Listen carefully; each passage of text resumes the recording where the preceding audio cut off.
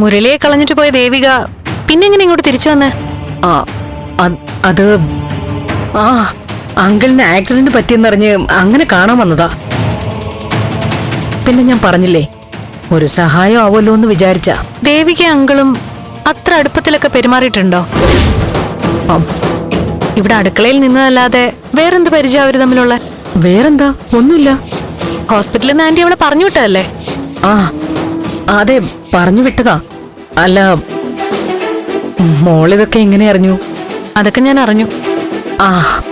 എന്നാ ഞാൻ അങ്ങോട്ട് ചെല്ലട്ടെ, അങ്കിളെ അന്വേഷിക്കുന്നുണ്ടാവും. ശരി ആന്റി. അവളിവിടെ ഇല്ലാതിരുന്നപ്പോ അങ്കിള് മരുന്നും ഭക്ഷണമൊന്നും കഴിച്ചില്ല എന്ന് പറഞ്ഞു. നേരാണോ ആന്റി?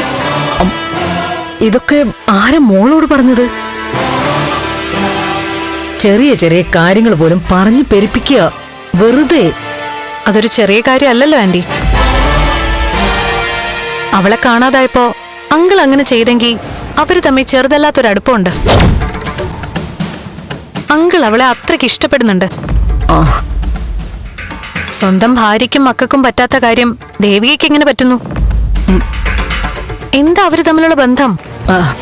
ബന്ധം എന്ത് ബന്ധമാ? സിദ്ധുവിന് എല്ലാരോടും വലിയ അടുപ്പോ. പൊളിറ്റീഷ്യൻ അല്ലേ? അങ്ങനെയാണെങ്കിൽ ദേവികയുടെ സ്ഥാനത്ത് ഒരു ജാഥയ്ക്കുള്ള ആളുണ്ടാവണ്ടേ? അവരോടൊന്നും ഇല്ലാത്തൊരിഷ്ടം, 100% ഡിപ്പെൻഡ് ചെയ്യാവുന്നൊരിഷ്ടം അവര് തമ്മിൽ ഉണ്ടായതെങ്ങനെയാ? ആശുപത്രിയില് അവള് കൂടെ തന്നെ ഉണ്ടായിരുന്നല്ലോ. അന്ന് അവള് വളരെ കാര്യമായിട്ട് തന്നെയാ സിദ്ധുവിനെ നോക്കിയത്. അതിന്റെ ഒരു ഹാങ് ഓവർ അത്രേ ഉള്ളൂ. അങ്ങനെയാ എനിക്ക് തോന്നിയത്. ശരി, അവൾ അങ്കിളിനെ നോക്കാൻ വേണ്ടി ഇവിടെ വന്ന് നിന്നു. ഓക്കെ, അങ്ങനെ നിൽക്കുന്നവര് എങ്ങനെയാ ഒരു വീട്ടിൽ ബിഹേവ് ചെയ്യാ? അത് പേഷ്യന്റിന്റെ കാര്യങ്ങൾ നോക്കി ഒരിടത്തിരിക്കും.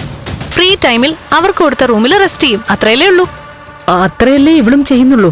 അല്ല, ദേവികയും നന്ദനുമായിട്ട് എന്താ?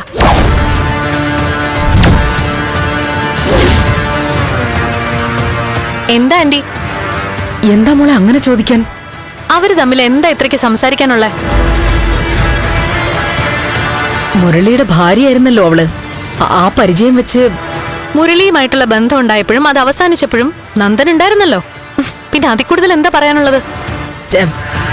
ചിലപ്പോ വീട്ടിലെ കാര്യങ്ങളാവും. വലിയ ബുദ്ധിമുട്ടില്ല. ഇവിടുന്ന് പറഞ്ഞു വിട്ടാ അവളുടെ കാര്യമൊക്കെ ആകെ അവതാളത്തിലായി പോവും. അതൊക്കെ ആയിരിക്കും സംസാരിക്കുന്നത്. അങ്ങനെയുള്ള പേഴ്സണൽ കാര്യങ്ങളും ബുദ്ധിമുട്ടുകളും ഒക്കെ അവൾക്ക് ആന്റിയോട് പറഞ്ഞ പോരെ? അതല്ലേ അതിന്റെ ഒരു ശരി. നമ്മള് കാണുന്നൊന്നും അല്ല ദേവിക. അവൾക്ക് പിന്നിൽ വേറൊരു കഥയുണ്ട്. അതിവിടെ കുറച്ചു പേർക്കൊക്കെ അറിയാം. ഒന്നും അറിയാത്തൊരാള് ഞാനാ. അതോ അതൊന്നും ഞാൻ അറിയരുതെന്നുള്ള തീരുമാനമുണ്ടോ? ഉണ്ടോ? എനിക്കങ്ങനൊന്നും തോന്നിയിട്ടില്ല മോളെ. ചിലപ്പോ എന്റെ മാത്രം തോന്നലാവൂല്ലേ? അതെ.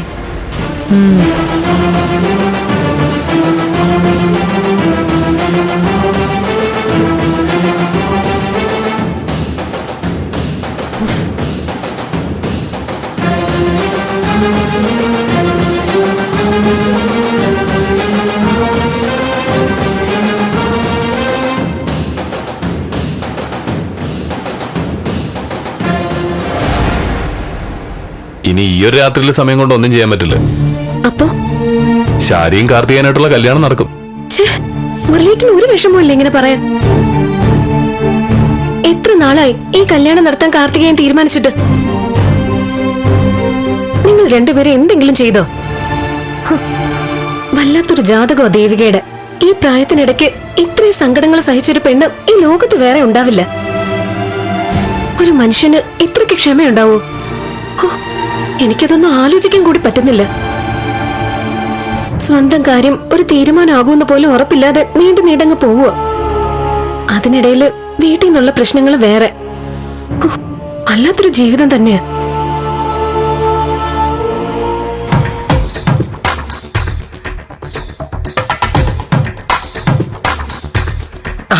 അവളുടെ നെകളിപ്പോ അവസാനിക്കാറായി. ചോദിക്കാൻ അധികാരമുള്ളവര് ചോദിക്കാൻ തുടങ്ങി. ഇനിയേ അതിന് നടപടി ഉണ്ടാവും. ആരുടെ കാര്യം അമ്മയെ പറയുന്നേ? ചന്ദ്രത്തെ പുതിയ കൊച്ചമ്മയുടെ കാര്യ പറയണത്. സാറിന് നോക്കാൻ വന്നിട്ടേ അവിടെ കിടന്ന് വിലസല്ലേ. അവളുടെ ചീട്ട് ഇന്നത്തോടുകൂടി കീറും. അല്ലെങ്കിൽ നോക്കിക്കോ. എന്താ കാര്യം? അത് ചോദിക്കാനുണ്ടോ? കയ്യിലിരിപ്പ് തന്നെ. രോഗിയെ നോക്കാൻ വന്നാലേ അത് മാന്യമായിട്ട് ചെയ്ത ഒരിടത്ത് ഇരുന്നാ പോരെ അവൾക്ക്. അവളുടെ നെകളിപ്പ് അത് തന്നെയല്ലേ അവള് ചെയ്യുന്നേ. അത് മാത്രം ചെയ്താ പോരല്ലോ അവൾക്ക്. അടുക്കളക്കാരി അന്വേഷിക്കണം, ഞങ്ങളെ വൃത്തിയും എടുപ്പും പഠിപ്പിക്കണം. ചുരുക്കി പറഞ്ഞാലേ പ്രഭക്കുഞ്ഞിന്റെ സ്ഥാനത്താ അവള് മനസ്സ് കരുതിക്കൊണ്ട് നടക്കണത്. അതിനിപ്പോ എന്താ? അതിനുള്ള അവകാശം അവൾക്കുണ്ടല്ലോ. അതെ, വയ്യാതെ കിടക്കുന്ന സാറ് പറയണം. അതുവരെ അവൾ അവിടുത്തെ വേലക്കാരി മാത്ര. അമ്മയ്ക്ക് ദേവികയോടുള്ള ദേഷ്യം കൊണ്ട് എങ്ങനെയൊക്കെ പറയുന്നത്. എനിക്ക് അവളോട് കുടിപ്പക ഒന്നും ഇല്ല മോളെ. പക്ഷേ ജോലി ചെയ്യുന്നിടത്ത് മൂപ്പിക്കാൻ വന്നാലേ ആർക്കായാലും ദേഷ്യം വരില്ലേ? അത്രേ ഉള്ളൂ. പിന്നെ ഇതങ്ങനെയൊന്നും അല്ല.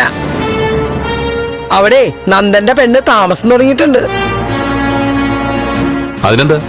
മീര ദേവിക്ക് ആദ്യമായിട്ട് കാണുന്നല്ലോ. അതായിരിക്കും. പക്ഷെ നന്ദനും അവളും തമ്മിലുള്ള ഈ അടുപ്പേ മീരക്കുഞ്ഞിനെ സുഖിക്കില്ല.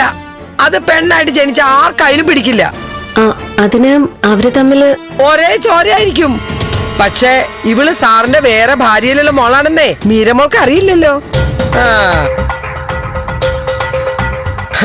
മിക്കവാറും മീരമോൾ അവളെ അവിടെ നിന്ന് അടിച്ചിറക്കി വേറെ ആളെ വെക്കും. അല്ലെങ്കിൽ നോക്കിക്കോ. ഇതൊക്കെ മീര നമ്മയോട് പറഞ്ഞോ? ഇല്ല. അല്ല, മീര പ്രഭയാന്റിയോട് വല്ലതും പറഞ്ഞോ? പറഞ്ഞിട്ടുണ്ടാവും. പിന്നെ ഇതൊക്കെ എങ്ങനെയാ അമ്മ അറിഞ്ഞത്? ഞാൻ കേട്ടു. എന്ത്? പ്രഭയാന്റിയും മീരയും കൂടെ സംസാരിക്കുന്നോ? അല്ല.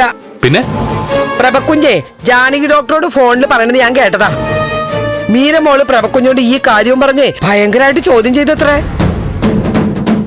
എന്നിട്ട് ഇവളെ പറഞ്ഞു വിട്ടിട്ടെ ഒരു നല്ല അടക്കം ഒതുക്കമുള്ള തറവാട്ടി പിറന്ന ഹോം നേഴ്സിനെ വെക്കാനാ തീരുമാനം. ഇപ്പൊ എങ്ങനെയുണ്ട്? അങ്ങനെ പറഞ്ഞോ? എനിക്കിതങ്ങോട്ട് വിശ്വസിക്കാൻ പറ്റുന്നില്ല. വിശ്വസിക്കാതെ ഇരുന്നിട്ട് കാര്യമൊന്നുമില്ല. മീരമോൾ അങ്ങനെ ഒരു കടുംപിടുത്തം പിടിച്ചാ പ്രഭക്കുഞ്ഞിന് അത് അനുസരിക്കേണ്ടി വരും. അതുറപ്പാ. അവിടുന്ന് പറഞ്ഞു വിട്ടാ പിന്നെ കൊച്ചമ്മ എവിടെ പോയി വാഴോ എന്തോ അലഞ്ഞു തിരിഞ്ഞ് നടക്കേണ്ടി വരും. മംഗലശ്ശേരിക്ക് എന്തായാലും ചെല്ലാൻ പറ്റില്ലല്ലോ. ഇങ്ങോട്ടെങ്ങാനും കയറ്റിയാലേ രണ്ടിനെയും ചവിട്ടി ഞാൻ പുറത്താക്കും. പറഞ്ഞേക്കാം.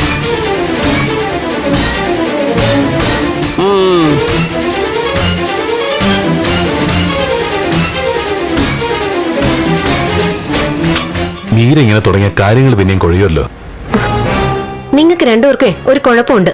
എന്താണെന്ന് ഞാൻ പറയട്ടെ? എന്താ? പറയേണ്ട കാര്യങ്ങള് പറയേണ്ട സമയത്ത് മുഖത്ത് നോക്കി പറയാൻ മുരളിയേട്ടനും നന്ദനും അറിയില്ല.